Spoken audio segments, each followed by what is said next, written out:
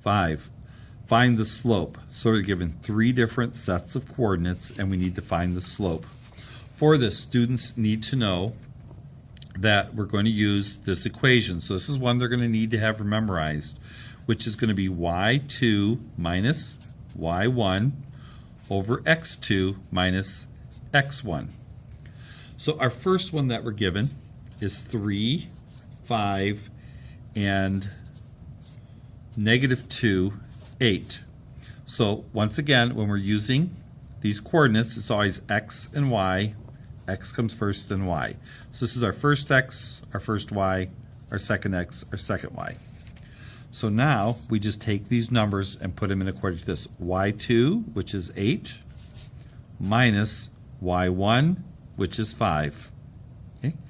x2, which is -2, minus x1, which is 3. So 8 minus 5 gives us 3. Now we have -2 minus 3. So once again, if you're having a hard time with negative numbers, you can just draw this right out and you can say -2 and then backwards 3 more. And that takes you to -5. So our slope for this is simply going to be -3/5. One negative makes the whole thing negative. So once again, we're going to use that equation. For our second one, we have -4, 6, and 8, 3. So once again, x1, our first y, our second x, our second y. So y2 minus y1, and then x2 minus x1. Okay? So when we do this, we get 3 minus 6. So if you started at 3 and went backward 6, you go past 0 to -3. Okay? Here we have minus a negative, and when we subtract the negative, we make them positive. So 8 plus 4 gives 12.